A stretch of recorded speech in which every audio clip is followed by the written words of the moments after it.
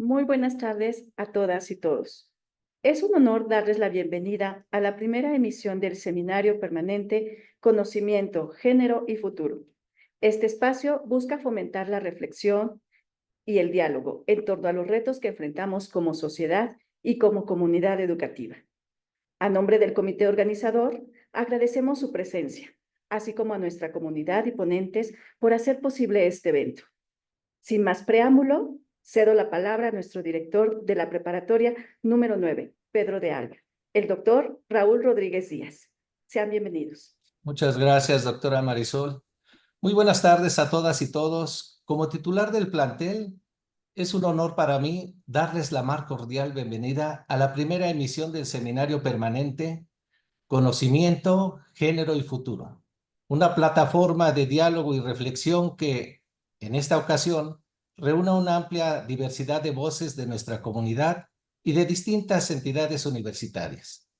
Este seminario forma parte de las actividades conmemorativas rumbo al 60 aniversario de nuestra institución.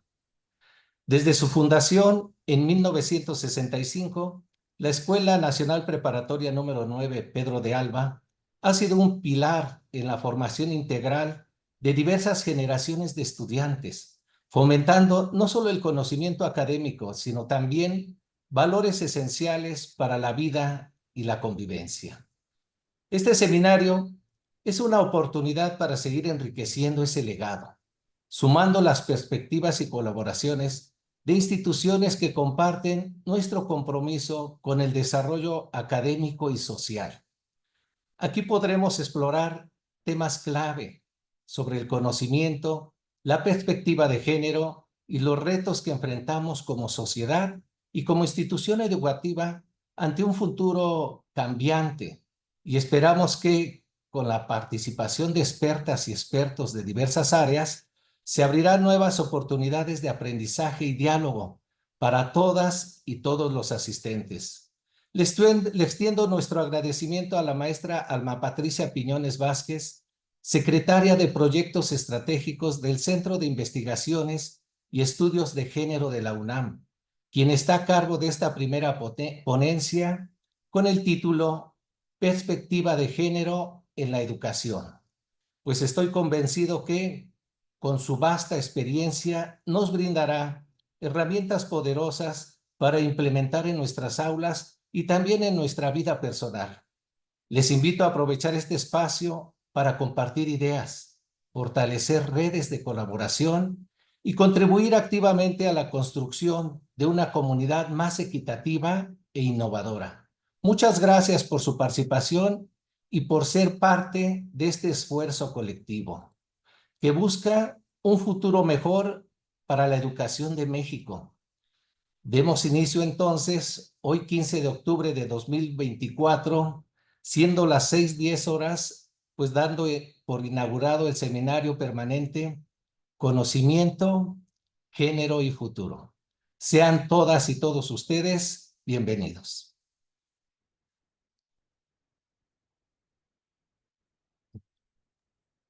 Muchísimas gracias por estas palabras, doctor Raúl Rodríguez Díaz.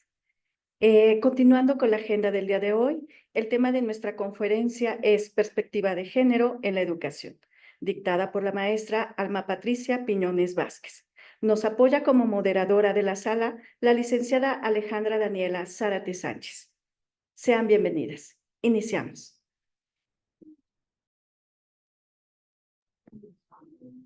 Muy buenas tardes a todas y todos. Es un gusto poder saludarles en esta primera sesión. Para empezar, les comparto información sobre el seminario. Durante la sesión se les compartirá un formulario para que puedan registrar su asistencia y se otorgará una constancia de participación por 25 horas con el 90% de asistencia. La sesión se grabará y posteriormente les haremos llegar por correo electrónico que registraron en el formulario el canal de YouTube en donde estaremos compartiendo toda esta información y todas las grabaciones del seminario. Y también al final de la ponencia tendremos tiempo para preguntas, las cuales nos podrán hacer llegar en la sección que se muestra en la parte inferior de la ventana de Zoom, que se llama Preguntas y Respuestas. Y cualquier duda que presenten sobre el seminario, les invitamos a escribirnos al correo seminariop9.cgf@enp.unam.mx, que también en unos minutos les compartiremos por el chat. Bueno, a continuación les voy a presentar a nuestra invitada de honor, a la maestra Patricia Piñones Vázquez, que es mexicana, feminista, investigadora y profesora. Es licenciada y maestra en psicología y egresada del doctorado en pedagogía de la UNAM. Es titular de la Secretaría de Proyectos Estratégicos en el Centro de Investigaciones y Estudios de Género en la UNAM. Desde el 2008 forma parte del proyecto Mujeres en Espiral, proyecto que trabaja con mujeres encarceladas y excarceladas. Es docente en el Colegio de Pedagogía de la Facultad de Filosofía y Letras de la UNAM e imparte la asignatura de Género, Violencia y Ética Comunitaria a estudiantes de todas las carreras impartidas también en la Facultad de Filosofía y Letras y en los primeros semestres de su formación profesional. Y bueno, maestra Patricia, sin más preámbulo, le cedo la palabra y la escuchamos atentamente. Muchas gracias, de verdad, un gusto estar aquí con ustedes.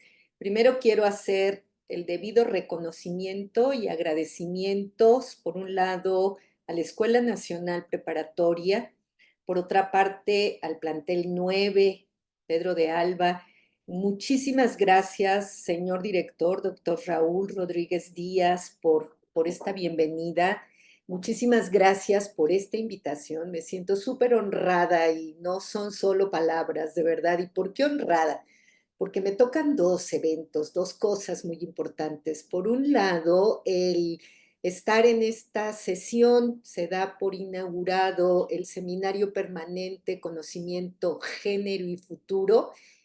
Y es un poco un sueño, tengo que decirles, hace muchos años, los 90 y tantos, cuando con un proyecto SexUNAM íbamos justamente a su plantel, jamás se nos hubiera ocurrido que íbamos a poder estar hablando con 221 profesores, profesoras, no sé si en el perfil también hay estudiantes, autoridades universitarias, tanto de la UNAM, me decían, como de otras instituciones, para hablar de conocimiento, género y futuro, porque van a ver por lo que yo voy y vengo a decir, sostenemos aquí en el CIEX, sostengo desde mi práctica profesional en investigación y en la docencia, que el género, junto con otras perspectivas, ya lo hablaré, están en el futuro, están en un futuro de las acciones educativas, están en el futuro de las aulas, están en el futuro de nuestra universidad. Entonces me honra muchísimo estar en este seminario permanente de conocimiento y futuro en su primera edición. Y por otra parte, bueno, pues ser parte de estas actividades conmemorativas con esta conferencia por un 60 aniversario. Se dice rápido, pero de verdad todo lo que hay detrás, todos los esfuerzos, todas las personas, todas las acciones, todos los compromisos contraídos, todas las dificultades también y todos los desafíos que durante 60 años han tenido por el frente y hoy, bueno, bajo su dirección, doctor Rodríguez Díaz, pues aquí estamos en esta conmemoración del 60 aniversario. Felicidades desde ya y bueno, voy a compartir pantalla. Les voy a pedir que desde el principio pueden ir en preguntas y respuestas formulando preguntas para que yo al final pueda acercarme a compartir algunas reflexiones respecto a estas sus preguntas. Permítanme que quiero hacer que se vea completa. Ahora voy. ¿Me escucho bien y se ve bien mi pantalla? Nada más háganme una ceñita. Sí, muy bien, muchas gracias. Pues sí, voy a hablar en esta sesión además esto es impresionante, tener, pensando en la hora, 1 hora 30, 1 hora 20 minutos para poder compartir con ustedes, cuando de pronto tenemos, y ustedes no me dejarán mentir, ponencias en algunas mesas de trabajo de 15 minutos y uno tiene que correr. Hoy tengo el gusto de tener un buen tiempo para compartir con ustedes y después dejar un espacio para sus preguntas y ojalá poder dar yo o incluso ustedes mismos respuestas. Lo haremos a través de este chat y las voy recibiendo, licenciada Zárate. Si quiere irmelas poniendo en el chat, yo de por ahí voy tomándolas y voy trabajando con ellas. Y bueno, nuestro menú el día de hoy es como un día de fiesta para mí. Y en los días de fiesta, tenemos grandes comilonas, ¿no? Tenemos un agasajo. Y hoy en el menú, espero que para ustedes sea un agasajo, nuestro menú consta de 3 tiempos. En el primer tiempo hablaré de género, perspectiva de género e igualdad en la educación. En un segundo tiempo hablaré de la escuela, el aula y docencias comprometidas. Y en un tercer tiempo hablaré y les mostraré algunas herramientas y maniobras. ¿Esto por qué?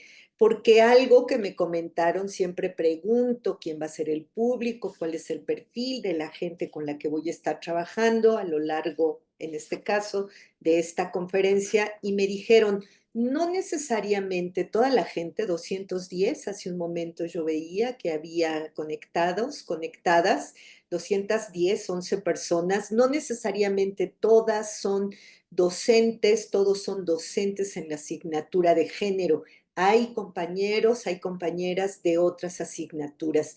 Y hablando de conocimiento, género y futuro, tengo que decir que es independiente de que tengamos esta asignatura a nuestro cargo, creo que hay elementos que podemos traer, no importa si enseñamos física, si enseñamos matemáticas, si enseñamos biología, no importa en cuál de las asignaturas estemos adscritas.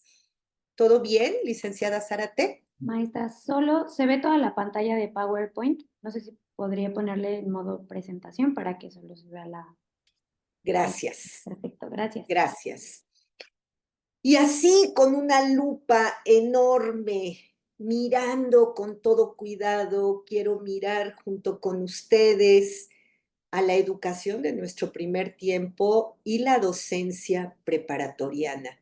Y pensando en ella, e independientemente de la asignatura en la cual estemos, a la cual estemos adscritos, la idea es pensar en una educación no sexista y en una educación antidiscriminatoria. 2 elementos, muchos otros, pero 2 elementos en los cuales voy a estar insistiendo.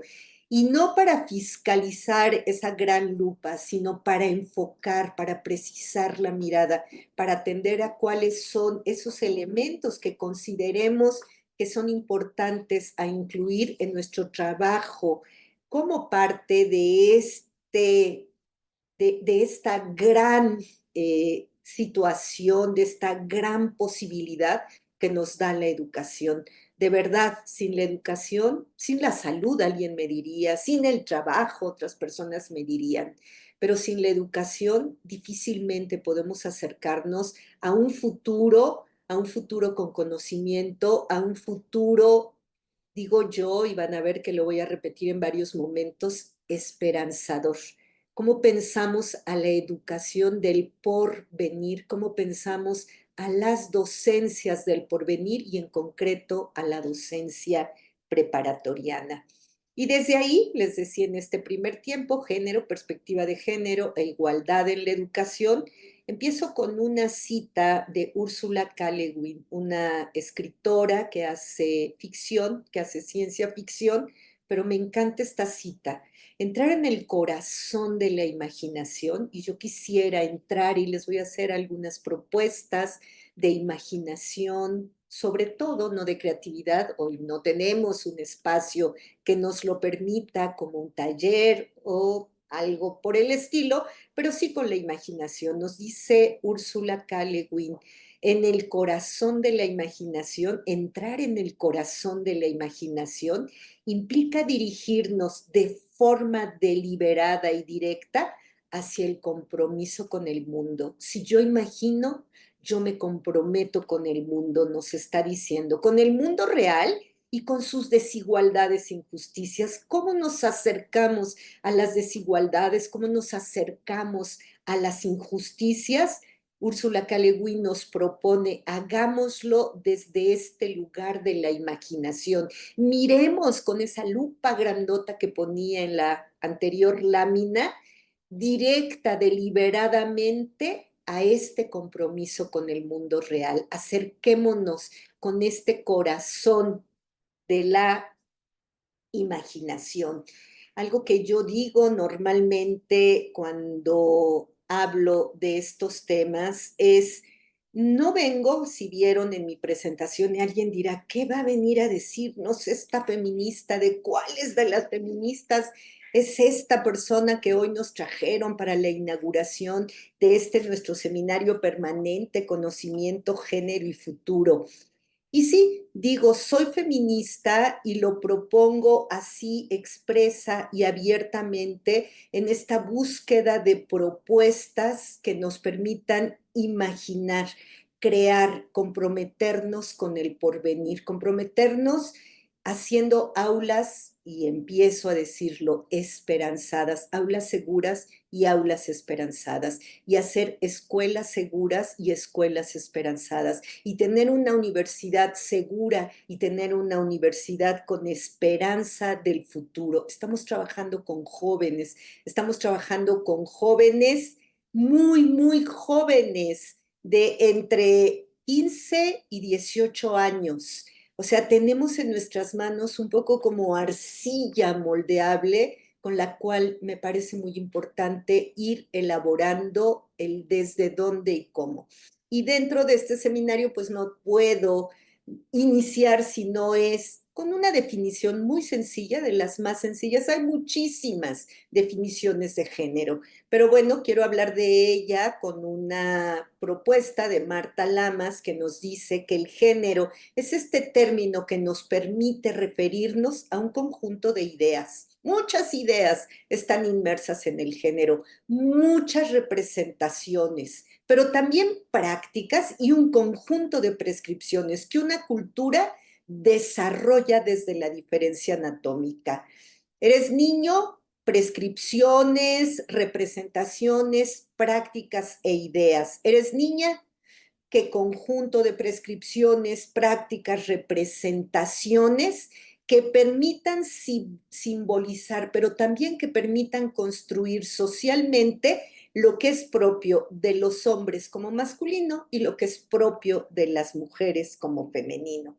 Pero bueno, esto es lo que nos dice esta noción de género que nos plantea a estas prescripciones, a estas representaciones, estas ideas y a estas prácticas. Pero entonces, ¿qué es la incorporación de la perspectiva de género? ¿Cómo nos acercamos? ¿Queremos estas prescripciones? ¿Queremos que éstas tengan lugar? No, vamos a ver, lo que queremos es la transformación del género como meta última. Y cuando hablamos de incorporación de la perspectiva de género, estamos hablando de un instrumento, de verdad, de una herramienta muy potente que nos permite realmente alcanzar el cambio, que nos permita visualizar las inequidades generadas por las jerarquías de género. Si la jerarquía de género dice que los hombres cuidan menos que las mujeres y esto genera ideas, prescripciones, recomendaciones, reglamentaciones, valoraciones, pues la idea es, ¿y cómo desde la perspectiva de género podemos visualizar que ahí hay una inequidad y que por tanto sería importante hacer algún cambio? ¿Cómo se incorpora la perspectiva de género? Pues va en un continuum desde una incorporación que nos habla de negativo a género, es cuando no tenemos, cuando hablamos de que es negativo a género una investigación, una propuesta, una propuesta de intervención educativa es que va a sostener todas las prescripciones y todas las reglamentaciones sin hacer ningún cambio. No va a haber cambio. Es negativo a la transformación de género. Puede ser neutro a género, ya vamos muy bien. De pronto miramos, no sé, voy a dar un ejemplo. Alguna vez hubo, yo creo que es negativo a género, ustedes piénsenlo, pero alguna vez hubo en un reclusorio, en un ceferezo en el norte de la República, un concurso de belleza para las mujeres en prisión. Y desfilaron en traje de baño y se arreglaron y se vistieron y tal. A mí me parece que ahí tenemos una acción negativa a género. ¿Qué tal que no les ponían traje de baño y que permitían que dijeran lo que pensaran y que ellas pudieran decir su discurso hablando de sus demandas por la injusticia que vivían? Bueno, pues no es que vaya a cambiar necesariamente esta prescripción de género, pero sería neutra a género. Es sensible a género cuando está tendiendo a qué normas, qué prescripciones están ahí inmersas y podrían mirarse y podríamos hacer algo para ir poco a poco generando un conjunto de cambios.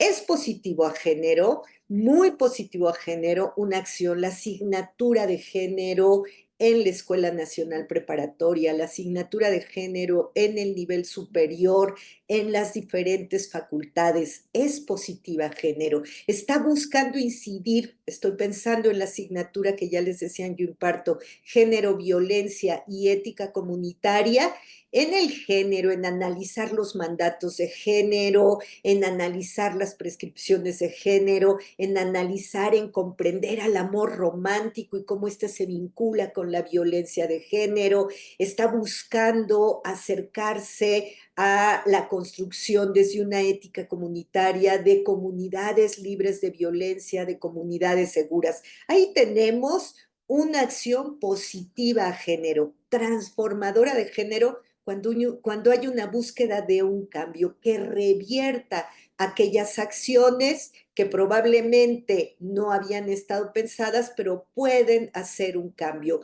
Los juegos y los juguetes, que no necesariamente sean juegos y juguetes destinados para las niñas unas, para los niños otros, sino que se desarrollen materiales didácticos y juguetes desgenerizados, sin el género que prescriba, porque no solo prescribe cómo se juega, sino si es una, no sé, una vajillita, prescribe las acciones y los roles de una mujer. Si es un juego de video, probablemente prescrito y en la solamente mirar el empaque nos dice quiénes juegan con él. Cuando hay un cambio, cuando se busca transformar esas prescripciones, esos mandatos, esas ideas, esas representaciones de las cuales yo hablaba cuando presentaba esta definición del género, cuando hay una decisión transformadora de género, estamos hablando que hay una incorporación de la perspectiva de género transformadora del mismo.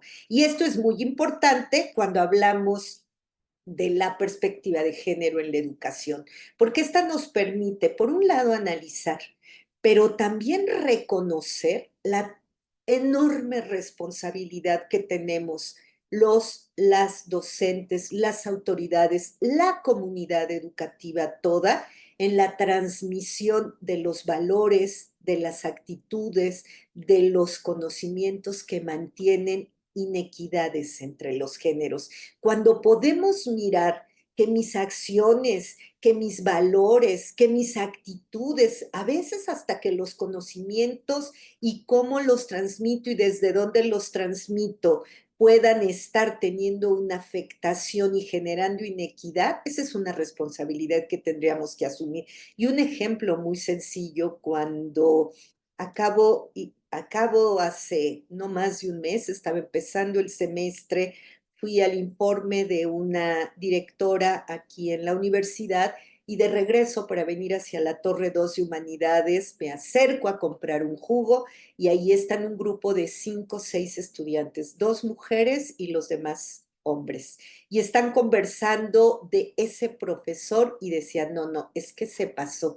No, bueno, pero el otro, el mío, que dice, yo puse mucha atención, como estaba en la fila, me tocaba primero 6 jugos que hicieran hasta el mío y pude escuchar.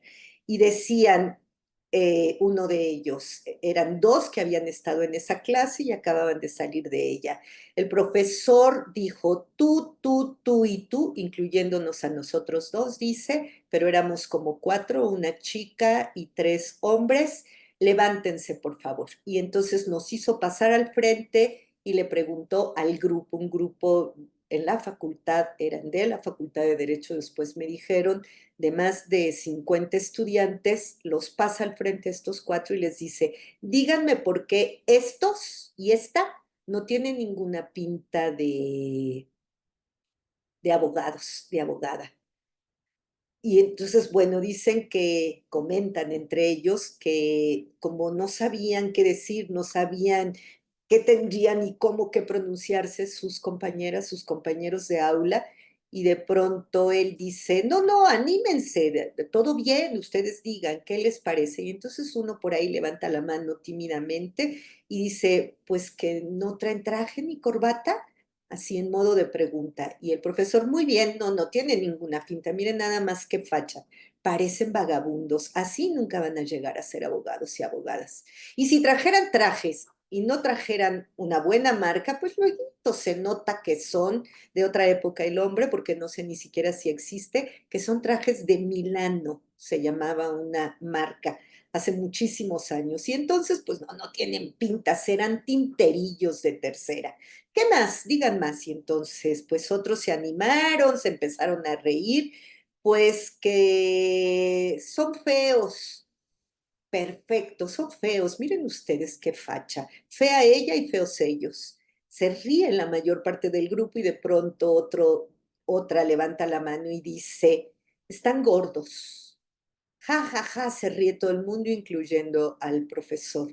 Son feos, son gordos, no me acuerdo qué otras cosas. Yo estaba en ese momento verdaderamente indignada. Yo no sé a ustedes si les causa indignación. Por ahí digan si causa o no indignación. Yo estaba indignada y termina diciendo el profesor, todo lo que dijeron es cierto. Son feos, son gordos, se visten mal, pero les faltan 2. Están muy prietos y prieta. Él decidió quiénes pasaban al frente. Y por otra parte, están chaparros y está chaparra. No tiene ninguna pinta. Regresen a su lugar. Bueno, yo no cabía en ello. ¿Qué responsabilidad tenemos cuando enfrente tenemos a un grupo de estudiantes y estamos transmitiendo actitudes, estamos transmitiendo valores que no tienen nada que ver con no tienen nada que ver con el conocimiento académico, disciplinar de la asignatura, no sé cuál este profesor impartía? No pude no acercarme, no pude no decirles perdón, escuché toda su conversación, igual y no tendrían por qué, solo quiero decirles, estoy en el piso 7 de la Torre 2 de Humanidades, estoy en el CIER, hago investigación y docencia en estas temáticas, me preocupa mucho lo que acabo de escuchar. Si quieren acercarse, y además imparto la asignatura de género, violencia y ética comunitaria, aquí a un ladito en filosofía y letras, todos los lunes de 4 a 6. 2 de ellos vinieron a mi curso y están viniendo como oyentes. O sea, ¿de verdad no nos damos cuenta? ¿Qué pasa con mantener inequidades y hasta promoverlas entre los géneros, pero más allá de los géneros, femenino, masculino, entre las personas, formas de discriminación en donde se maltrata, se hostiga, es violento, es grosero esto que ocurre? Y esto puede ocurrir en la escuela, en las aulas, y somos nosotras, nosotros, wow, me fui para el otro lado, perdón, los docentes, las docentes, quienes tenemos una responsabilidad enorme en dejar de transmitir, en dejar de reproducir los roles y los estereotipos tradicionales, el sexismo, la discriminación, la desigualdad de género, la desigualdad en materia de oportunidades y de control y acceso a los recursos. Qué fuerte. Alguien diría, ¿de verdad eso me toca? Yo enseño física, yo enseño química. Sí, por lo menos cómo nos acercamos, cómo analizamos, qué reconocemos de nuestras propias prácticas, de la manera como nos acercamos a nuestra disciplina, sea la que sea, no tiene que ser género, no tiene que ser igualdad de género, sino a lo que hacemos. Y si ustedes vieron, voy a regresar a alguna lámina y van a ver como estos juegos de ver las 7 diferencias. Voy a regresar a esta lámina. Esta es una lámina con la que yo he trabajado hace muchos años. Fue la primera que estuvo en mis manos y hay alguien que por sus características físicas parece un niño, hay alguien que por sus características físicas, vean el cabello, eh, algo que parecen unos labios externos, algo que parecen unos testículos y un pene, pero después hay algo que mandata, juegos y juguetes, pero no solo eso, roles. ¿A qué juegan los niños? ¿A qué juegan las niñas? Muñecas, vestiditos, cocinitas, juegos de té o pistolas, fútbol, resorteras. Y vieron esta y tiene 2. Y a mí siempre me quedaba corta y poco a poco y alguna vez a una colega en la Escuela Nacional Preparatoria, en la Dirección General, le pedí que nos hiciera otra lámina y me entendió perfecto lo que quería decir. Porque a veces no nada más tenemos a alguien que parece un niño, a alguien que parece una niña, sino a alguien que ni siquiera sabe qué es. ¿Y qué pasa con las personas intersexuales? Igual que los zurdos, igual que los pelirrojos, en esa misma proporción hay personas intersexuales. Y muchas de ellas ni siquiera saben que son intersexuales, pero que tienen una serie de confusiones por ahí. Anoten por ahí como recomendaciones, acérquense a YouTube. Hay un video que se llama Juan, el niño intersexual, un niño que llegó hasta los casi 12 años sin poder entrar a la escuela porque nunca le pudieron decir si era niño o niña. Al final, pues porque parecía, porque no se le veía algo que parecía un pene, porque tenía algo que parecían unos labios externos, fue educado en esos primeros años como niña, pero cuando orinaba no podía. La mamá en Puebla, esto es en México, la mamá lo lleva a la escuela, no lo admiten, le dice que necesita su acta de nacimiento, ella dice, pero en el acta no dice si es niño o niña, pero entonces busca a los médicos, pero cuesta mucho la reasignación a través de cirugía para saber, ¿no? Esta reasignación sexual que permitiría delimitar lo otro, la mujer en un terror. Finalmente, después de los 12 años, no sin una larga travesía y muy dolorosa de este pequeño, Juan, pudo ser reasignado. Y ella decía, díganme lo que me digan. Bueno, ya, ¿qué hace? ¿Con qué tiene que jugar? Con mucha ignorancia también y muy sola. Y nadie le ayudaba. Después de 12 años pudo entrar a la escuela. Estos son los sistemas de género, que son estos elementos que incluyen las normas, pero también los patrones de todas estas relaciones sociales que se dan entre las personas, en estas prácticas asociadas a la vida de lo cotidiano. Este niñito no se podía acercar a jugar porque se burlaban sus compañeros, no podía jugar con las niñas porque no le gustaban las muñecas, no sabía qué hacer porque no lo dejaban entrar a la escuela. Qué símbolos, qué costumbres, qué identidades, qué vestimenta, qué adornos, qué tratamientos del cuerpo, qué argumentaciones, qué sentidos comunes se encuentran interactuando, nos hablan de estos sistemas de género. Cuando hablamos de género, hablamos de una categoría analítica que es relacional, sola no existe, existe en función de las otras personas. Y esto genera, sí o sí, existen, solo aquí algunos datos, por ahí está la página. Ustedes van a tener la presentación, si después se la piden seguramente, la haré más breve, Alejandra Zárate, para que la puedan transmitir a los profes. Pero bueno, estas brechas, vamos a ver, ¿qué brechas de género se construyen? Por ejemplo, tan sencilla, la primera, Hombres, y no tengo el dato de intersexuales, tendría que ponerlo y por eso haber puesto lo anterior. Los hombres un 48% de la población, las mujeres llegamos a un 52%. No es competencia, no es, ay, qué bueno, mira, somos más. No, nada más el dato, la estadística, INEGI nos dice esto. Las mujeres en México ganan 24% menos que los hombres por igual trabajo. Esa es una brecha salarial de género. La pobreza, el sexo, el origen étnico, la clase social, la edad, pesan como condiciones de discriminación sobre las mujeres. Vamos a ver algunos casos. Las mujeres dedican 3 veces más de tiempo que los hombres a las tareas del hogar y a los cuidados, cuando el cuidado, los cuidados tendrían que ser de todas, de todos, de todes. Y empiezo a agregar también a estas otras personas no binarias, a estas otras personas que se adscriben a una otra diversidad sexual. El 1%, solo el 1% de las mujeres, yo no, poseen riquezas en este país, no sé ustedes, solo el 1% de las mujeres. Las políticas públicas, PP, tienen que considerar entonces las necesidades de las mujeres en todas sus edades. Acabamos de estar en el coloquio internacional la semana pasada de mujeres y niñas, pensando en los objetivos, en los ODS, y bueno, por ahí vendrá el dato, pero si todo sigue como va, alcanzaremos disminuir la brecha, lo necesario para hablar de igualdad dentro de 110 años. Yo ya no lo voy a ver y nadie de quienes estamos aquí lo vamos a ver.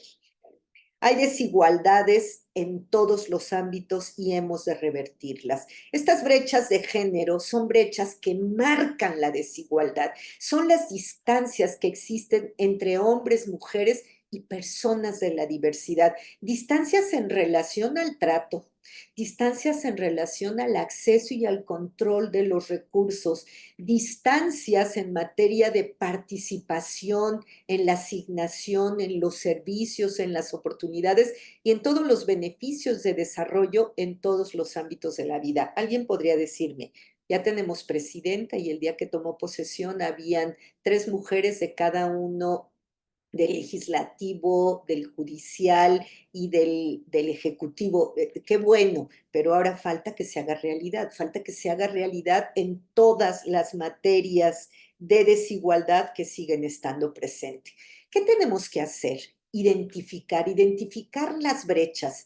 Si podemos partir del reconocimiento de disparidades entre los y las titulares de derechos, no todos, no todas tenemos, y no solo por ser hombres y mujeres, y voy a empezar a meter una categoría ahí por si acaso no llego al final, que es la interseccionalidad, porque no es lo mismo ser mujer rica que mujer pobre, ser mujer rica que hombre pobre. Tiene que ver ahí el género, pero también la clase, el nivel socioeconómico. Pero no es lo mismo entre mujeres ser mujer blanca que mujer negra. Me van a decir, no, claro que no. Las mujeres negras tienen una mayor dificultad y son menos titulares de derechos. Depende. Michelle Obama no. O sea, se me cruza sexo, se me cruza clase, se me cruza género, se me cruza nivel educativo y esto hace más o menos titularidad y ejercicio de derechos. Y entonces tendríamos que distinguir estas disparidades, aquellos patrones desiguales en el reconocimiento, en el empoderamiento, en el reconocimiento de las capacidades, del control sobre los recursos, sobre los servicios, sobre las oportunidades y sobre los beneficios del desarrollo. Y un poco para ilustrar esto, quisiera comentarles un ejercicio y voy acercándome al plato de las maniobras y en el plato de las maniobras están algunos de los ejercicios que nos permiten identificar esto. Hay algo que hacemos en las primeras clases. Si quiere interrumpirme, licenciada Zárate, ¿no? ¿Todo bien? En las primeras sesiones es una cartografía. Y en una cartografía preguntamos cosas. Y preguntamos cosas para después ponerlas en un mapa En un mapa no solamente los trayectos que hacen les estudiantes, sino también otras cosas. Y después lo ponemos en vivo y lo ejemplificamos ahí en vivo y a todo color. Y entonces preguntamos, ¿cuánto tiempo haces de tu casa para acá? Y hay estudiantes en la Facultad de Filosofía y Letras, de cualquiera de las 16 carreras que participan en la asignatura, de los primeros 4 semestres que participan en la asignatura, y hay quien dice, hago entre 2 horas y media a 3 para venir y otras tantas para regresar. Ustedes se imaginan 6 horas de transporte, que además no es en vehículo, es en transporte público. Ahí estudian, ahí se duermen, ahí comen, ahí oyen música. Bueno, los tienen medidos hasta por cuántas playlists alcanzan, cuántas canciones alcanzan. Muy bien. ¿Y cómo te transportas en transporte? Hay quien hace 15 minutos y viene caminando. Ese es un súper privilegio y así lo entienden como privilegio. Y después, ¿y en qué te transportas? Ah, bueno, pues en bicicleta o caminando o en metro o tomo 4 transportes. ¿Cuánto gastas? Y hay quien gasta, pues nada, viene en bicicleta o caminando, pero hay quien gasta un dinero que cuando analizamos y sus padres a qué se dedican, no son profesionistas. El padre es obrero, la madre es ama de casa, nos van identificando todo esto. Bueno, cuando lo ponemos en vivo, esta cartografía, pedimos, seguro algunos de ustedes la conocen, se ponen en una línea y vamos a ir haciendo consignas y depende de si no, avanzan un paso, se quedan en su lugar o retroceden un paso. Si vives a 15 minutos, máximo 30, avanza un paso y una buena parte avanza y otros se quedan. Si no, no avances y si vives a más de 2 horas, retrocede un paso.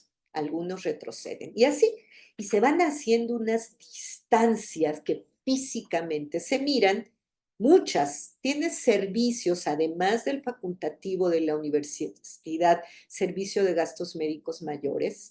¿Fuiste a escuela privada, escuela pública? ¿Tuviste actividades extraescolares o no? ¿Hablas un idioma además del español o no?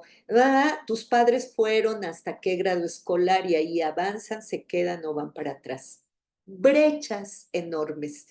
Cuando terminamos de hacer, son como 16 consignas, quienes se quedaron sentados son grupos, mi grupo es un grupo grande, casi 50, y entonces van, primero hablan los que participaron y después hablan quienes observaron. Y los que participaron dicen, es bárbaro, porque puedo decir que estos los hemos identificado como privilegios cuando tendrían que ser derechos. Tendría que ser derecho tener seguridad social, tendría que ser derecho a un transporte digno, tendría que ser un derecho A, B, C, D, F, G. Identificar y reconocer nos permitirá mirar las brechas que ocurren, pero para poder identificar también las inequidades, y van a decir, ¿cuál es la diferencia en inequidad y desigualdad? Cuando hablamos de inequidad, en el lenguaje de los derechos humanos, estamos considerando aquellos patrones sistemáticos o transitorios considerados evitables, podrían evitarse y además injustos.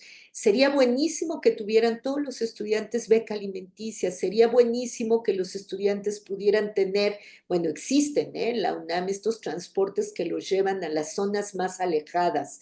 Qué bueno, porque es un patrón sistemático o bien transitorio considerados evitables y además injustos. Identifiquemos las inequidades, identifiquemos las desigualdades. ¿Cuál es su diferencia? Las desigualdades tienen que ver con las situaciones que vulneran de cualquier manera el ejercicio de los derechos. De cualquier manera, estoy pensando en un estudiante que tiene un hermano con una discapacidad que no pueden cobrar una pensión, se murió el papá, la mamá, porque no le han dado acceso a ella, porque no puede obtener algo que se llama un juicio de interdicción, porque él tiene que trabajar y además, qué bárbaro, viene a la universidad y hace muchas horas de camino. Ahí tenemos una desigualdad y tenemos una brecha muy seria que nos habla de la desigualdad y que todas estas se constituyen en enormes barreras, en barreras que tienen que ver con todas las causas que están relacionadas a los valores, a las creencias, a las expectativas, a las normativas, a la distribución de poder y hasta de prestigio en la sociedad. Enormes barreras y por tanto enormes desafíos, porque estas barreras pueden ser económicas, culturales, organizativas y hasta legales. De todo hay en ello y funcionan como este engranaje. Se mueve uno, se mueve el otro, avanza uno, avanza el otro, no avanza ninguno, no avanza uno, no avanzan los demás.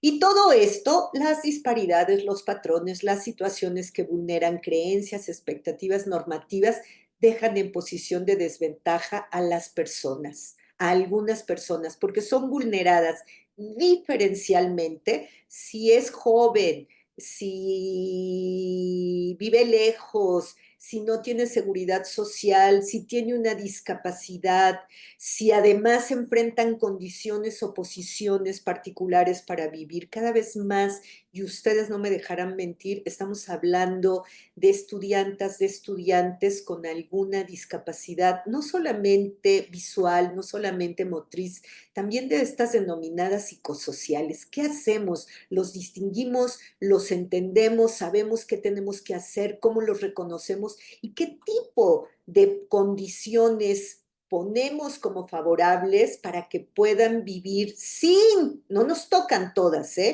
porque hay condiciones de desnutrición, condiciones de un deficitario desarrollo físico, mental, de maltrato o abuso? Quienes damos esta asignatura, quienes mantenemos una cercanía importante con con les estudiantes, cada vez es más impresionante lo que nos pueden decir acerca de la violencia familiar, de la violencia intrafamiliar, de las condiciones de maltrato, de abuso, no solo en la familia, a veces en los trayectos, y patético y de pronto también en la escuela. Y entonces tenemos todo por hacer, pues todo por hacer. Quienes se enfrentan a algún tipo de explotación o condiciones de tráfico de personas o tener que trabajar en condiciones que afectan su integridad física, mental, o quienes viven en condición de calle.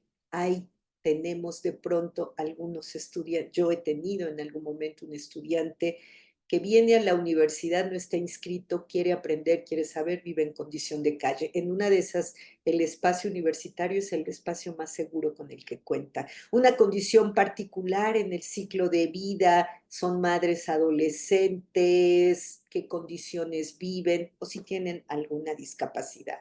Miren ustedes cómo estas brechas de género afectan diferencialmente al enfrentar múltiples situaciones, ya decíamos, como cuáles, y no escapan en este contexto, en nuestro contexto universitario, las problemáticas también que nos afectan a nosotras, a nosotros, los docentes, las docentes, les docentes, y a quienes sufren alguna discapacidad, usar lentes. O sea, la primera vez que a mí me tocó que un estudiante, yo frente al pizarrón diciendo, bueno, y como ven aquí esta flecha, ¿qué tal? Y de pronto me dice, maestra, ¿podría decir para dónde va la flecha? ¿Qué hace la flecha? No veo. Ella tenía que acercar, les juro, no sé si me alcanzan a ver, el celular al ras de la nariz. No veía. Puedo identifico estas necesidades específicas, ¿qué hago con ellas?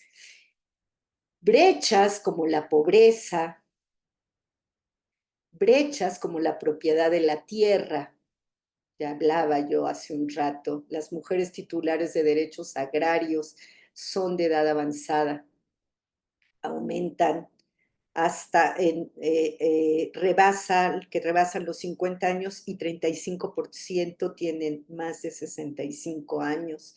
La pobreza en las mujeres, 1.300.000 personas, esto es, la sexta parte de la humanidad vive en pobreza absoluta. Y de ese tanto de millones, 70% son mujeres. No es gratuito. Las mujeres constituyen, no nosotras que estamos aquí, 2/3 de los 960 millones de personas que no saben leer y escribir avanzado. cada vez avanza más, qué bueno. Son dueñas de solo el 10% del dinero que circula en el mundo, el 1%, decía yo, de la tierra cultivada en el planeta, y 2/3 partes son pobres en el mundo, y estas son mujeres. ¿Qué pasa con las mujeres en la maquila y cuánto se atraviesa por otras condiciones? ¿Están solas? ¿Viven aisladas? ¿Qué pasa con ellas y el acercamiento a la violencia, la migración y el género? Cada vez más mujeres migrando, cuántos niños se quedan, y quienes se hacen cargo de estos niños son otras mujeres. La discapacidad, las discapacidades en este congreso que les digo que acabamos de tener, el 5º Internacional de Mujeres y Niñas, hubo una mesa completa de discapacidad y fue de verdad extraordinaria. Jóvenes universitarias diciendo, volteen y miren cómo esta condición de discapacidad y género, y además raza o etnia, se encuentran articuladas y nos ponen en condiciones de vulnerabilidad severa. No nada más niño, sino además con una discapacidad y probablemente pobre. Qué condición tan distinta. La otra es una mujer, es negra, es modelo, y probablemente su condición en alguna medida hasta donde favorece. Personas con discapacidad, solo voy a leer algunos, 6.6 de la población mexicana tiene algún tipo de capacidad, algún tipo de discapacidad. Y la edad adulta, los niños, las niñas, las personas adultas mayores que hablan lengua indígena y no habla español es el 19.6%. Cuando uno ve las aplicaciones, entrar al banco y entrar a través de una aplicación, y si es una persona adulta y si además no sabe leer y escribir, ¿va a ir a exigir sus derechos? ¿De qué manera? ¿Cómo se acerca? Pero si además es afro, pero si además es gay, pero si además es niña y tiene al cuidado otros más pequeños que ella, es niña, es pobre, es indígena, ¿cuántas se cruzan? Y si además están embarazadas y están transitando un embarazo temprano. Y las juventudes, estamos hablando de jóvenes quienes están con nosotras en la universidad. ¿Cuántos por ahí anda circulando un video que es muy bueno, en donde le preguntan a personas de diferentes edades, sexos, les pasan imágenes y les pasan, por ejemplo, la imagen de este chico y le dicen, ¿usted qué cree que es? Le preguntan a un señor mayor, y el señor mayor, muy, muy anciano, dice, seguro es un vago. Si me lo encuentro, me cruzo la calle, me da miedo, no quiero encontrarme con alguien como él porque debe ser un malandrín. Y bueno, después le presentan al chico y resulta que el chico es profesor en espacios de infancias y no es ningún malandrín. ¿Quiénes son las juventudes con las que trabajamos? Hay algo que se llama la criminalización de la edad y del rostro, porque usan tatuajes, porque tienen piercings, porque se visten, porque hablan de tal o de cual manera, por su participación. En el coloquio que les comento, hubo toda una mesa en donde había una constatación de entre nuestros estudiantes la reivindicación de las mujeres afromexicanas, pero además con otra serie de condiciones. ¿Qué y cuántas cosas tendríamos que pensar? La orientación sexual cada vez más está presente, diversidad entre mujeres trans, hombres trans, mujeres lesbianas que expresan haber sido víctimas de discriminación en el espacio público y de pronto algunas en el propio espacio escolar.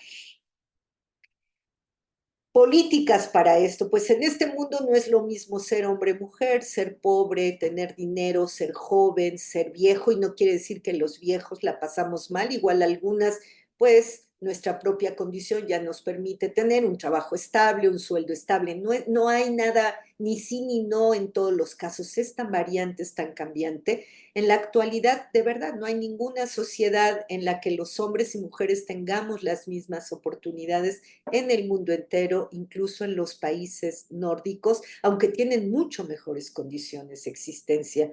En México se vive y las mujeres mucha mayor violencia. Se estima que ocurren muchísimas violaciones al día, 350 y 11 feminicidios al día, incluyendo lo que no se denuncia. Las mujeres dedican, ya decía yo, 3 veces más tiempo que los hombres a las labores domésticas. Es bien complicado ser mujer, pero si eres indígena, pero si es lesbiana o es trans, pero si es pobre, pero si es madre soltera, pero si es de la tercera edad y si además está en cárcel. Yo trabajo, les decían, con mujeres privadas de la libertad y externadas, y sufren una serie de condiciones en donde se atraviesan, intersectan todas estas opresiones. Todavía no hemos tenido una mujer indígena, de verdad indígena, que haya tenido una Secretaría de Estado. Urgen políticas que cambien la realidad y la vida de las mujeres. Hay solo algunos datos que son contundentes. El trabajo, tendríamos que pensar que es un trabajo de toda la sociedad. Muy probablemente en los próximos años veamos que finalmente se llega a la Ley Nacional por los Cuidados, Ley Nacional de Cuidados, y será algo muy importante. Los cuidados, quienes cuidan, tendrían también que recibir un salario, tendrían que estar atendidos, atendidas con políticas integrales, quienes requieran cuidados, pero además tiene que revertirse estereotipos de género. No solo ni nacimos sabiendo cuidar, ni nacimos sabiendo ser madres, ni nacimos sabiendo ser cuántas cosas más. En unos días tengo la presentación de un documental que se llama El Eco. Es bárbaro porque va mostrando en México actual, muy cerca, en el estado de Hidalgo creo que sí es, las condiciones de las mujeres y de las niñas, sin estudios, sin seguridad social, cuidando animales, tierra, porque el padre sale a trabajar lejos, abuelos, ancianos, a todos los que estén frente a ellas. ¿Hay prácticas de desigualdad entre las juventudes? Sí, ahí está una página, será importante, del UNFPA, que puedan acercarse, porque sabemos que estas desigualdades, estas prácticas de la desigualdad, moldean también las trayectorias educativas e inciden en la posibilidad de los jóvenes de concluir sus estudios, tanto para hombres como para mujeres. Es súper importante. Para los varones, en la necesidad temprana de entrar al mundo laboral, mientras que para las mujeres jóvenes, el embarazo, el matrimonio, las uniones tempranas, igual que las tareas de cuidado. Voy a salirme un momento. Ay, ay, ay, ¿cómo me salgo?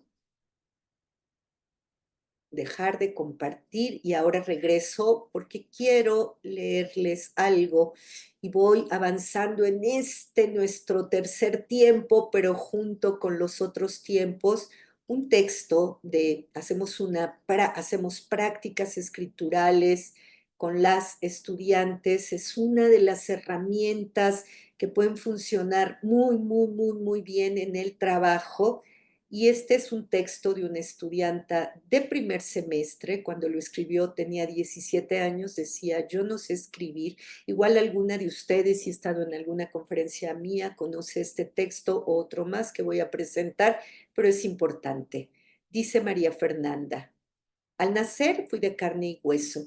Mis padres me cuidaban, me alimentaban, jugaban conmigo y me enseñaban las vocales. Al cumplir 3 años, asustada, noté que mi cabello era de estambre. Mi madre me consoló diciendo: tranquila, pequeña, ahora puedo hacerte trenzas. A mí no me gustaban las trenzas, pero mi madre decía que se veían lindas y que además eran femeninas.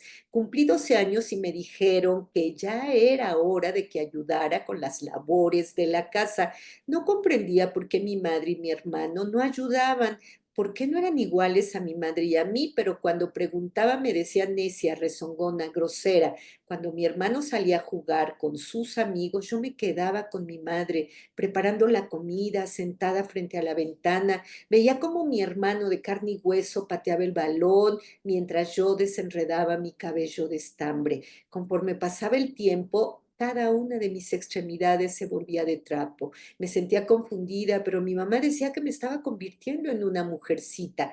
Día tras día, después de dejar la casa impecable, los brazos me dolían y mis piernas ya no aguantaban. Quería ir a la cama, pero mamá decía que sirviera los platos y el café. Después de estar todo el día de floja en la casa, lo menos que puedes hacer es servirles de cenar a tu papá y a tu hermano. Ellos llegan cansados, mi hija, decía ella. El tiempo pasó, ahora mi cuerpo era completamente de trapo, menos mi cara. En la preparatoria conocí a un chico, era bueno, a veces nos enojábamos y me dejaba de hablar por semanas, pero mi mamá decía que era mi culpa por estresarlo con tanto drama.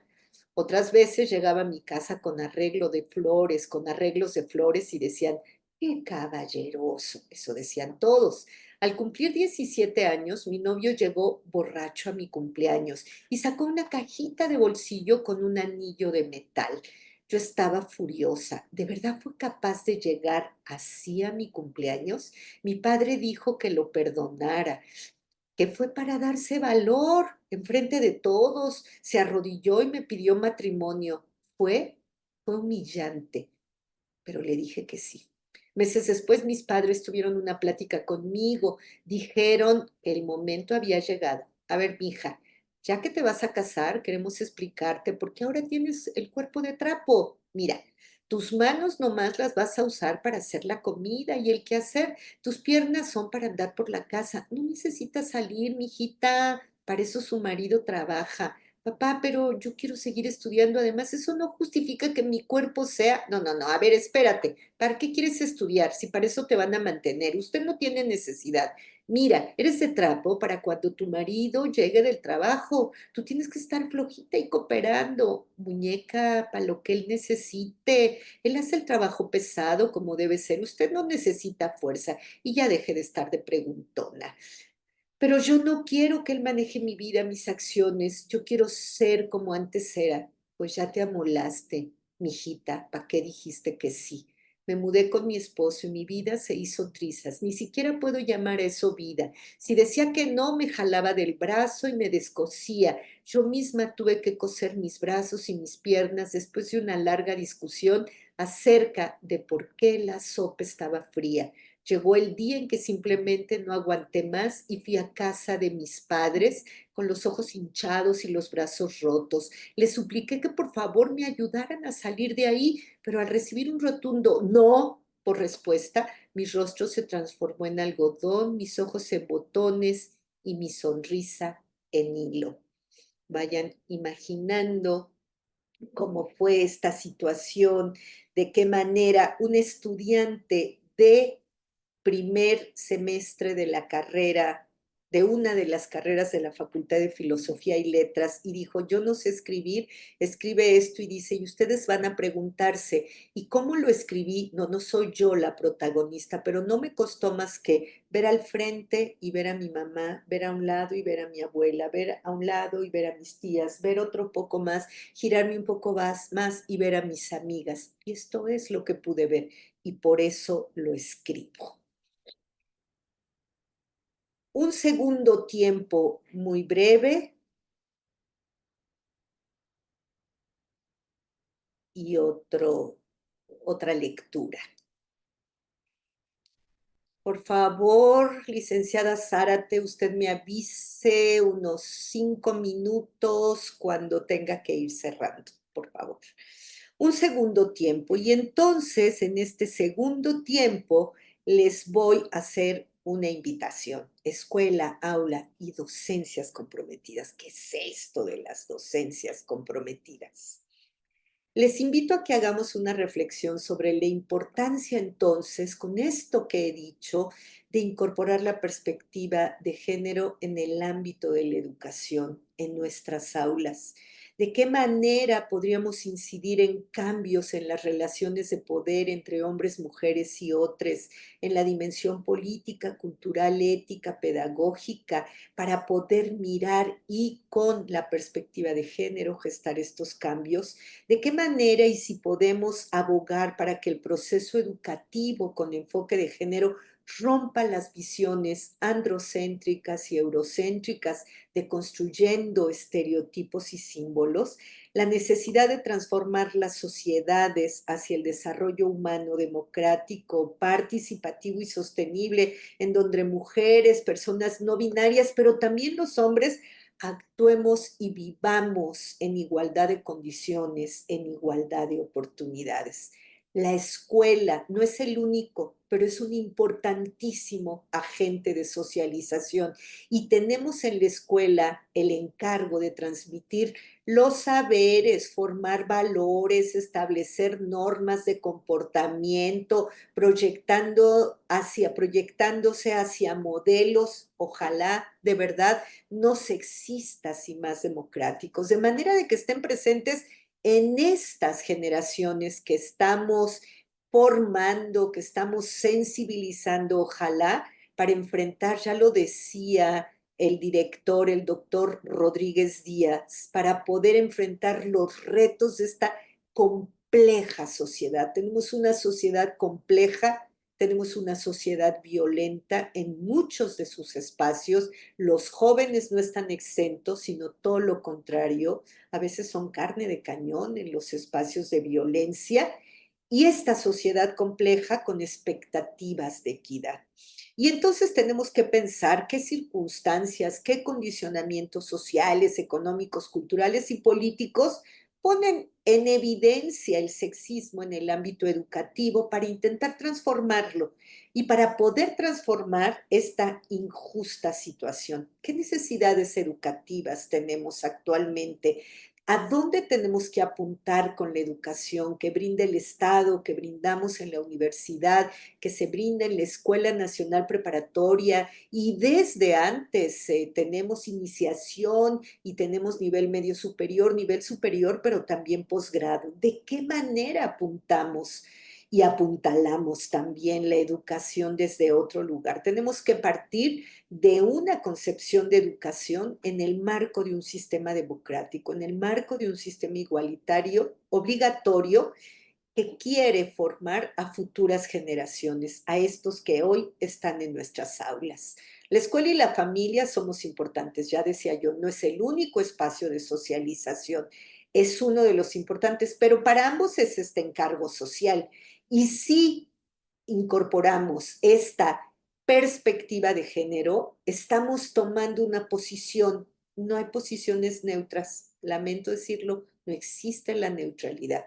Hay posiciones políticas y también científicas si adoptamos la perspectiva de género frente a la opresión de género, porque nos propone una visión crítica, una visión explicativa y una visión alternativa a lo que ocurre en el ordenamiento de género, porque podemos analizar complejas causas, profundas causas de opresión e ir viendo de qué manera se reproducen y de qué manera, qué cosas podemos hacer. Les voy a pedir que vean, ay, perdón. Un hombre, la pregunta es, ¿qué ven ahí? Y entonces quiero mover algo que me esté estorbando. ¿Qué ves? Es la primera imagen, un homosexual, un tratante, un gerente. ¿Qué ves? Es una madre, una médica, una trabajadora del hogar. ¿Qué ves? Es una maestra, una abogada, una madre de familia. ¿Qué ves? Son amigos, son esposos, son colegas. ¿Qué ves? Del lado izquierdo abajo, una abogada, un abogado, una ama de casa. ¿Qué ves? Una niña, un niño, un intersex. ¿Qué ves? Una víctima de violencia, una ama de casa, una empresaria. ¿Qué ves? Una mamá y papá, una amiga o amigo, un agresor o víctima. ¿Qué ves? Un punk, un abogado, un padre de casa.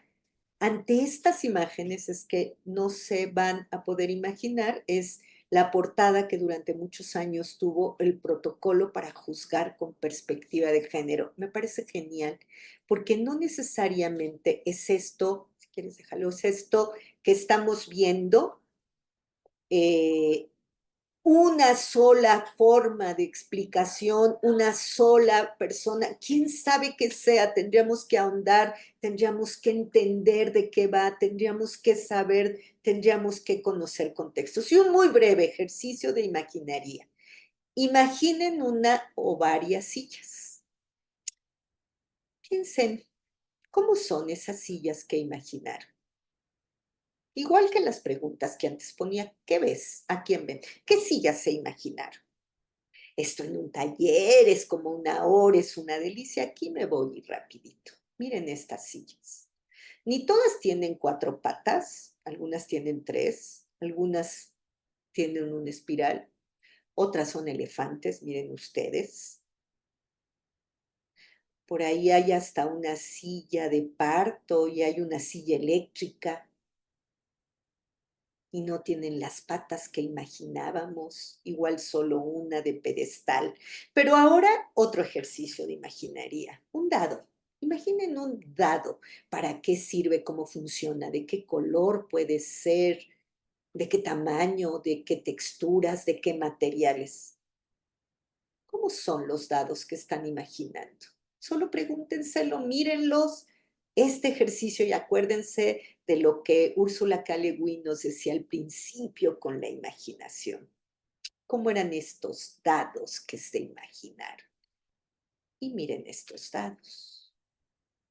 ¿Son como se los imaginaron? ¿Son de las formas, de los materiales, de los colores que imaginaron?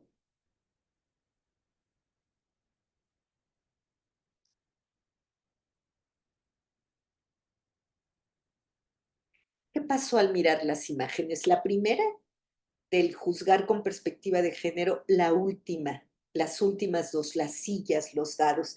¿Sucedió algo con el concepto, con la imagen que tenemos de un dado, de una silla, con su funcionalidad? ¿Sucede algo? ¿Cambió, se rompió algo de la idea? Sería importante expandir nuestras perspectivas sobre nociones que creemos fijas o acabadas. A veces pensamos que es fijo o acabado. Si tiene tatuajes, está. Si tiene piercings, es tal. Si es transexual, es tal. Si es joven, es tal otro o no. ¿Y esto qué tiene que ver con nuestras perspectivas? ¿Cuántas veces nos quedamos con una única historia? Dice Chimamanda Ngozi Adichie en La historia única. El peligro de la historia única, búsquenlo, por favor, es un súper recurso para trabajar. Yo lo trabajo casi siempre en el primer día de clases y no saben las cosas que abre, las posibilidades que abre. Nos quedamos con historias únicas. Voy a dejar de compartir porque les voy a poner un videíto muy, muy breve. Ay, ay, ay, no, perdón.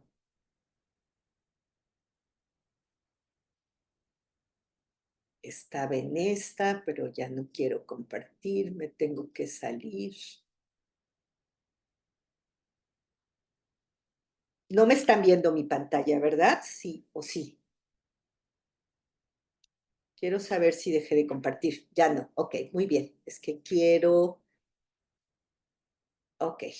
Voy a compartir un video. Es muy breve. Y estamos hablando de estas concepciones únicas que nos dejamos.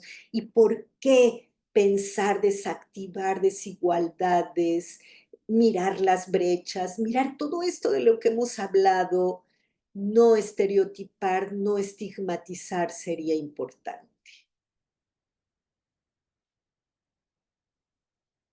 Y esto es otro de los materiales que produjo un estudiante en la asignatura de género.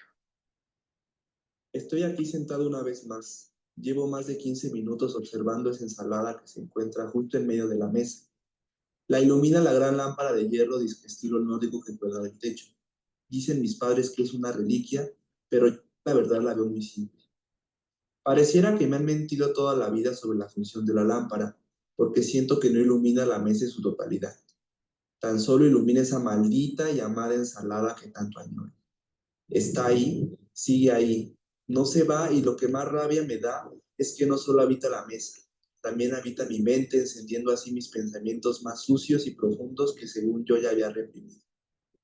Desde que tengo uso de razón, en mi casa existe un decreto universal e inapelable. Un verdadero hombre debe alimentarse de carne. Me han dicho que las ensaladas solo son para esas mujeres que están a dieta. Son aquel alimento que ordenan cuando algún muchacho las invita a salir. Porque no vaya a ser que el venerable candidato a novio se dé cuenta que no cuida su figura para seguir siendo atractiva para él. También son para aquellas personas raritas a las que les da un bichito por pecar. Mi papá, el gran señor Sabelotodo, alias el machito mexicano, de manera frecuente nos ha abordado a mi hermano y a mí para tener conversaciones que más bien parecen cátedras, en las cuales nos repite una y otra vez: Dios inventó la carne para los hombres. El que desobedezca su mandato no será admitido en el reino de los cielos. Él dice que no necesita explicarnos las razones y el sustento de esa afirmación. Nos ha exigido que confiemos ciegamente en Él porque es nuestro Padre y punto. A mi hermano, hombre masculino, fuerte, pero sobre todo carnívoro por excelencia, le causa un cierto enojo escuchar palabras tan innecesarias en su vida. Yo, el hombrecito débil, no paro de temblar y me invaden unas ganas inmensas de llorar. El corazón se acelera y la tristeza y la culpa se apoderan de mi ser. ¿Pero qué puedo decir yo? ¿Qué argumento puedo usar a mi favor si mi Señor Padre posee la verdad absoluta? Él es el amo y Señor de la casa y de nuestras vidas. Lo único que queda en estos casos es callar y afirmar con la cabeza. No vaya a ser que se desquite con mamá por no educar bien a sus hijitos. Y debo decir que a pesar de todos los años que he pasado escuchando las palabras de mi padre, yo sigo viendo esa ensalada sobre la mesa y no puedo negar que cada vez la veo más bella, más fresca y más radiante. Para mí es una obra de arte que puedo ver pero no puedo tocar, gracias a ese cristal que la recubre. Es invisible, pero les juro que está ahí. El problema es que no tengo la fuerza ni el valor suficiente para romperlo. Hay algunas mañanas donde despierto con la ilusión de no pensar, de no ver y no desear esa ensalada. Quizá algún día le agarre el gusto a la carne. Y si eso pasa, mi padre se sentirá orgulloso de mí. Será el día más feliz de su vida, porque su hijo será normal. Será aceptado en la sociedad y en el reino de los cielos. Ese es su deseo. ¿Y quién soy yo para cuestionar su santísima palabra?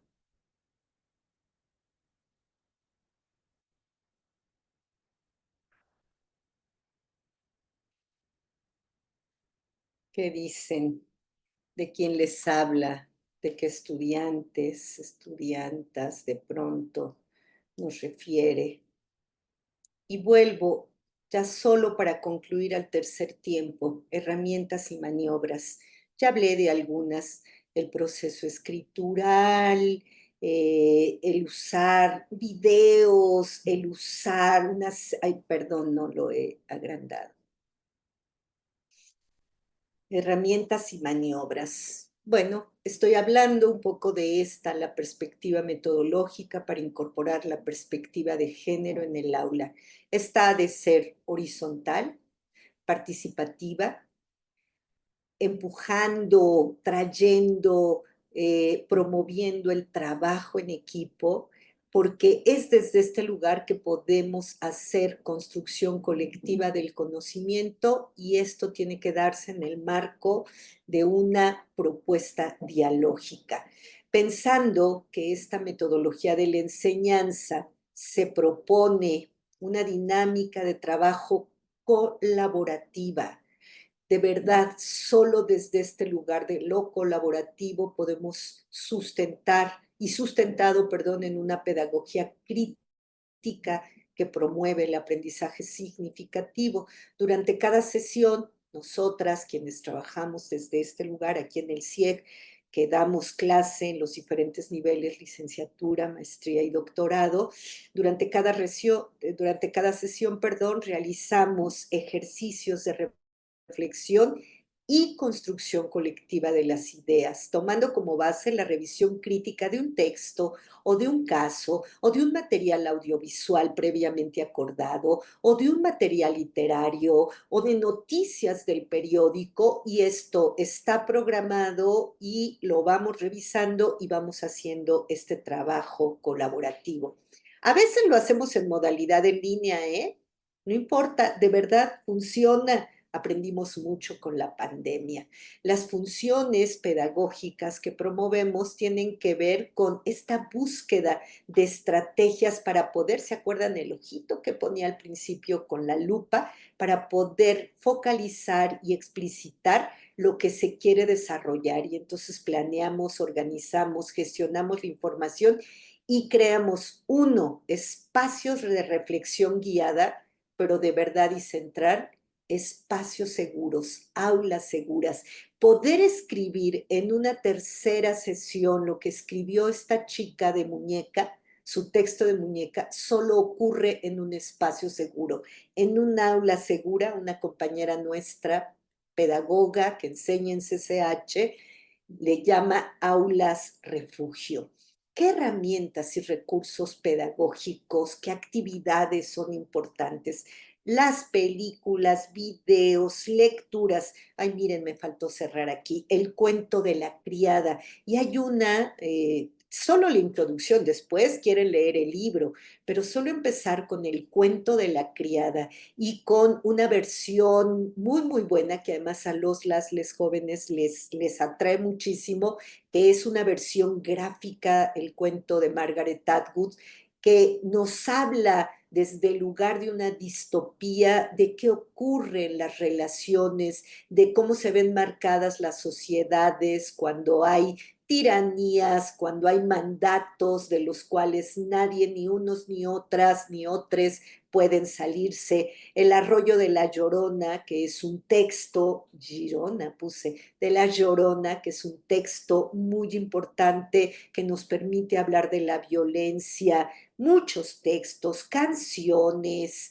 importantes el utilizar los propios materiales culturales que les jóvenes escuchan y después analizarlos para mirar cómo está inscrito el género, qué valores está proponiendo, cómo los está proponiendo, qué discriminaciones está sugiriendo, de qué manera esto se repite en estas sus relaciones como fórmulas de amor romántico. Videos, por ejemplo, como pensar un video divino de cómo hablar con quien piensa diferente que yo. Es un video, está en la red de Guadalupe Nogués, el libro es muy bueno y nos permite con ellos, con ellas en las clases hablar del pensamiento crítico y de la argumentación, hacer actividades para detectar micromachismos. Hay muchísimos elementos, siempre usando metodologías que tienen como intención la producción de conocimientos, decía yo, el cumplimiento de objetivos pedagógicos de manera planificada, pero siempre contextualizada, de materiales que nos permitan la participación, el diálogo y la participación horizontal, sí desde una aproximación lúdica, que no quiere decir ni poco seria, ni poco científica, ni poco teórica, está perfectamente articulada a ello, haciendo, construyendo, compartiendo y escuchando en conjunto y con ellas, y escuchándoles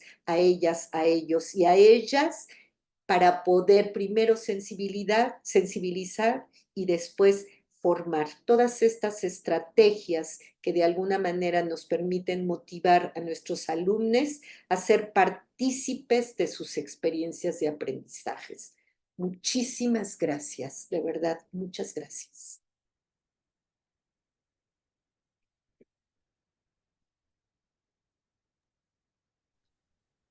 Ay, maestra Patricia, muchas gracias por su valiosa ponencia. Le comparto que tuvimos muchos comentarios súper positivos sobre la marcha. Agradecen muchísimo su participación y todo el material y herramientas que les comparte. Y para comentarle un poquito, tuvimos a más de 300 personas durante la sesión y nos llegaron bastantes preguntas. Entonces, leeré algunas de ellas para... Además, me las puede enviar y claro yo que las sí. contesto. Claro que sí, con mucho gusto. Pues la primera, Voy dice, a anotar. claro que sí. Esta visión de equidad de género propone un gran reto para cambiar la perspectiva del docente, pero también una oportunidad para adecuar los perfiles docentes, la capacitación, la elaboración de materiales educativos y el trabajo colegiado. ¿Cuáles son las acciones que podrían proponerse para realizarse en la Escuela Nacional Preparatoria? Voy contestando, ¿no? Para así irme. Sí. Muchísimas y muchísimas gracias por la pregunta. Es una pregunta que está llena de contenido, me está hablando, claro que sí, de gente que sabe qué es esto del reto de adecuar perfiles, de desarrollar materiales, de desarrollar contenidos, de programar, de planificar. Y también tendríamos que pensar en algo que generalmente no pensamos, es y qué evaluar distinto cuando trabajamos desde este lugar. ¿Qué acciones la Escuela Nacional Preparatoria tiene hoy la asignatura de género? Muy bien. Tiene hoy toda esta idea y planteamiento en casi todos los planteles, hasta donde entiendo, de los baños binarios, de diversas poblaciones, no solo para hombres y para mujeres. Ahí hay una desactivación de esta representación de solo hay hombres y hay mujeres. Hay acciones formativas. Tenemos nosotras, y aquí va el comercial, ¿verdad? Ahora estamos, me parece que ahí nos conocimos con Alejandra Zárate en un curso de formación docente para la escuela, para profes de Escuela Nacional Preparatoria en línea, y otro hicimos para Colegio de Ciencias y Humanidades. Hoy estamos transitando aquí desde el CIEG un curso que se llama Sembrar Pedagogías Violeta, y tenemos como 300 personas inscritas de todo el mundo, no solamente de México, no solamente de la Ciudad de México, sino de muchas universidades y de muchos espacios trabajando con estas temáticas de formar. Vamos a tener en diciembre una actividad que se llama Puenteras con la Escuela Nacional Preparatoria. Se la voy a mandar a la licenciada Zárate para que las haga llegar y puedan ustedes inscribirse. Hay múltiples acciones. Acérquense al CIEG, acérquense a la SIGU, que estamos haciendo cosas en esta materia. Muchas gracias, maestra. La siguiente pregunta dice, si existiera una educación discriminatoria, ¿qué consecuencias a futuro podrían presentar los docentes institucionalmente hablando? ¿Existe alguna consecuencia directa? Ok, creo que por la pregunta estoy imaginando que quiere decir consecuencias de carácter negativo, punitivas. No, no está. No como consecuencias ante la evidencia de una educación discriminatoria. Me parece que tiene que haber aquí un proceso de sensibilización para desactivar algo que Rita Laura Segato denomina las pedagogías de la crueldad. ¿Cómo de verdad nos sensibilizamos nosotras, nosotros, nosotres como docentes para poder desactivar pedagogías de la crueldad que no solo vienen desde la infancia, en la casa, en la primaria, en el preescolar, en la secundaria, pero después más adelante, pero en las calles, pero en los medios? Aprendemos de todas estas pedagogías de la crueldad y de pronto somos nosotros partícipes. Empezar a cuestionarnos es importante. Yo trabajo desde la lógica de la justicia restaurativa y de las pedagogías restaurativas más que de las punitivas. Qué terrible que pudiéramos empezar a pensar en las sanciones. Lo cierto es que cada vez será menos frecuente que los estudiantes callen. Ojalá que podamos abrir al diálogo estas posibilidades, y de verdad que entonces vamos a tener menos desafíos y retos, como a veces son los paros, como a veces son, tendría que cambiar, de verdad, puede cambiar, puede ser distinto, podemos trabajarlo de un lugar distinto, ojalá no punitivo. Muchas gracias, maestra. La tercera, ¿cómo afectan los estereotipos de género el rendimiento académico en materias habituales asociadas con un género específico? Por ejemplo, matemáticas y ciencias para hombres o literatura y arte para mujeres. Afectan terrible necesariamente porque no tienen, igual que los juguetes, las disciplinas no tienen género. Las disciplinas son áreas del conocimiento a los cuales todos y todas podríamos acercarnos, pero si desde niña me dicen que las niñas no somos buenas para las matemáticas, ni para las físicas, ni para las ingenierías, ni para la química, voy a pensar que de verdad no puede. Y por eso tan importante las acciones que desde la universidad se están tomando, por ejemplo, apoyando la educación de posgrado en mujeres en disciplinas no feminizadas, en disciplinas masculinizadas, en estas que se supone que solo son para hombres, porque si no, no vamos a terminar de romper ese círculo y es violento y genera frustración y genera desencanto, porque además te genera desconfianza en una misma. No, no soy capaz y entonces me dirijo a aquellas carreras feminizadas, cuando perfectamente podría estar en cualquiera de los espacios. Gracias, maestra. ¿De qué manera puede promoverse un enfoque pedagógico flexible que responda a las distintas formas de aprender y participar? ¿De qué manera, por favor, formándonos, preparándonos? Estamos hablando de múltiples pedagogías. Pedagogías feministas, yo trabajo con pedagogías en espiral, con pedagogías de la errancia que hablan de que se vale errar, de que se vale equivocarnos, pero que también se vale caminar y transitar, con pedagogías afectivas, con pedagogías de la ternura, con pedagogías, ya dije, de la pregunta, con pedagogías del contacto que permite establecer contacto afectivo. Y todas estas están, se ha escrito de ellas, estamos escribiendo de ellas, estamos construyendo respecto a ellas. Hay un material, entren a la página del CIEG y entren a los materiales. Yo escribí uno de los libros de un paquete que se llamó Itacate y escribí sobre pedagogías feministas interseccionales y en espiral. Pero hay mucha literatura, pero también hay muchos espacios donde podemos acercarnos. Sí tenemos que hacer un conjunto de estrategias, de maniobras, de maniobrar, de trabajar y de trabajar en colectivo. La tarea docente de verdad no tendría que ser en aislado, tendría que ser en colectivo, de verdad. Ojalá aprenderíamos más, disfrutaríamos más. Como decía Emma Goldman, si en esta revolución no se baila, esta no es mi revolución. Yo digo, si en esta universidad, si en esta educación no se goza con la docencia, con la práctica educativa, este no es mi lugar. Yo creo que sí, que lo podemos lograr. Perfecto, pues tenemos otra que dice, de la propuesta para identificar condiciones como brechas, inequidades, desigualdades y barreras, ¿cómo identificar o nombrar las características específicas de las y los estudiantes de la Escuela Nacional Preparatoria? Yo creo que es primero escuchando. Ellos y ellas saben perfecto.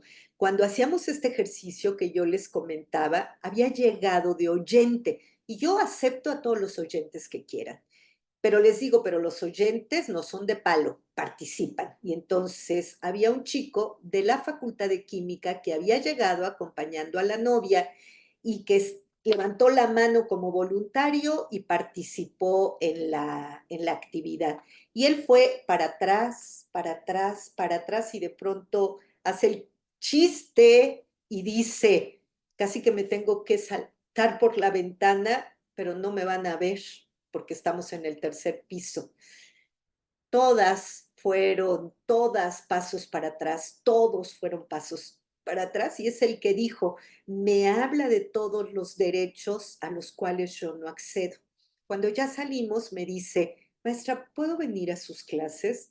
Voy a ver qué hago, pero me encantaría venir a sus clases. En mi facultad nos están dando la asignatura de género, pero ¿sabe qué hacen? Que nos dan a leer un texto, nos hacen que cada estudiante lo presente y todos lo mal repetimos y después nos hacen exámenes de opción múltiple.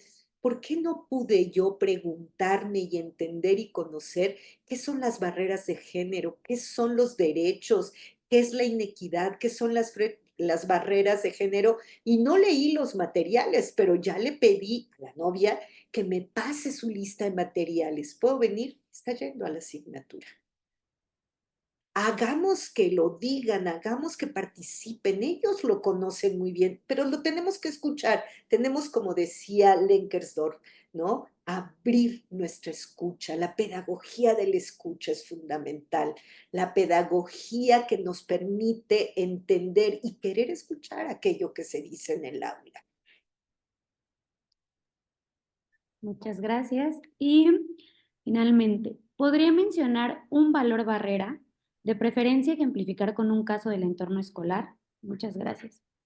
Un valor que se constituye en una barrera, la discriminación. No sé si a esto se refiere. Una barrera que se construye y que se vuelve un edificio inaccesible, una pared difícil de remontar, la discriminación, este ejemplo que yo ponía de lo que oí, o cuando, y voy a hablar de algo muy conocido de mi parte, de un estudiante de pedagogía que llega 15 minutos tarde, hasta parecería, el profesor se enoja con la estudiante en la Facultad de Arquitectura, le dice, llegaste 5 minutos tarde. No puedes llegar tarde, quédate ahí en la puerta y tienes dos condiciones para seguir asistiendo. La primera es que a partir de esta y las siguientes clases vengas con la minifalda más corta que tengas. Ya te he visto, siempre has traído pantalones, pero se ve que tienes buenas piernas. Y segunda condición, no, dentro de esta, que te sientes hasta adelante siempre y que cruces tu pierna, te las quiero ver. Y la siguiente es que nos traigas atole y tamales todos los lunes. Tenemos una barrera enorme. Con esta acción hostigadora, se llama hostigamiento, lo que tenemos es alguien de mayor jerarquía imponiéndole, no era chiste, y conozco muchos otros casos en esta materia. ¡Qué terrible! Se convierten en una barrera para acceder a algo tan claro que tiene que ver con la educación. Tengo derecho a estar en mi aula, debo estar en mi aula y tienen que ser espacios seguros las aulas. Muchas gracias. Veo las caritas de, ¡ah! Sí, así, ¡ah! Es posible. Así es, hemos podido interactuar también a través de las reacciones que Me nos hacen llegar. encanta, las he estado viendo. Muchísimas gracias, tanta gente interactuando. Muchísimas gracias, de verdad, me encanta, me encanta. Y más allá de que reciba aplausos, de que esto haya tocado algo, que la imaginería nos lleve a algún lugar y solo no quiero dejar, quiero ir a mi primera lámina en donde estaba, no era la primera, la cita, y con esto me encantaría, bueno, a menos que tengamos otra cosa, pero quisiera irme con esta lámina, me parece que es muy importante, con la cita de Úrsula. En el primer tiempo, y les pregunto y cuenten ustedes, ¿qué tal estuvo este primero, segundo y tercer tiempo? ¿Les dejó satisfechos? Y si no, qué bueno, pero ojalá con ganas de acercarse. Entrar en el corazón de la imaginación implica dirigirnos de forma deliberada y directa hacia el compromiso con el mundo real y sus desigualdades e injusticias. Entremos en el corazón de nuestra imaginación, de nuestra creatividad, dirijámonos estos 300, 200 y pico que estuvieron aquí de forma deliberada y directa a comprometernos con el mundo real, con las problemáticas de nuestros estudiantes en la Escuela Nacional Preparatoria, en el plantel número 9, porque tenemos que acercarnos con un gran compromiso, con pedagogías comprometidas, dice Bell Hooks, a tratar de escalar esta pared terrible de las desigualdades y de la injusticia para convertirlo en igualdad, en justicia y en pedagogías comprometidas. Muchísimas gracias. Gracias, Alejandra, por la invitación. Gracias, plantel número 9. Muchas gracias a usted, maestra. Creo que puedo hablar por todos los presentes cuando de verdad de todo corazón agradecemos su preciada ponencia. No solo nos comparte su vasto conocimiento y su amplia experiencia en perspectiva de género, sino que nos compartió muchas herramientas concretas. Y bueno, personalmente, su actitud y su pasión por todo lo que habla eh, es como nos mueve mucho, ¿sabe? Nos motiva a realmente ponerlo en práctica en nuestra labor docente, a ponerlo en práctica en nuestras aulas y también en nuestro entorno cotidiano para promover la equidad y, bueno, como mencionó, también ser innovadores, ¿no? Porque la perspectiva de género es algo del futuro, pero también es algo que tenemos que estar trabajando activamente desde ahorita. Y pues muchísimas gracias de parte del plantel 9, de parte del doctor Raúl Rodríguez Díaz. Y pues me permito ceder la palabra a la doctora Marisol García Sepúlveda para cerrar esta sesión. Muchísimas gracias, maestra. A nombre del doctor Raúl Rodríguez y del comité organizador, agradecemos la excelente participación y conferencia dictada por usted. Realmente nos llevamos un grato sabor de boca, también un gran aprendizaje y pues finalmente yo creo y estoy segura que lo tenemos que aplicar en nuestras aulas. Muchísimas gracias, maestra Piñones Vázquez. Además, vamos a dar algunos avisos generales para nuestras siguientes sesiones del seminario. La siguiente sesión del seminario se llevará a cabo el día 12 de noviembre a las 18 horas. Los datos de acceso se los estaremos enviando a través de su correo electrónico, el mismo que se registraron en el formulario. También les vamos a compartir el link de nuestro canal de YouTube para que nuevamente puedan revisar la conferencia dictada el día de hoy. Además, les proporcionaremos una carpeta de todos los materiales que estarán compartiendo nuestros ponentes a lo largo del seminario. Muchísimas gracias y a todos que pasen muy buenas noches. Gracias, maestra. Gracias a todos los asistentes.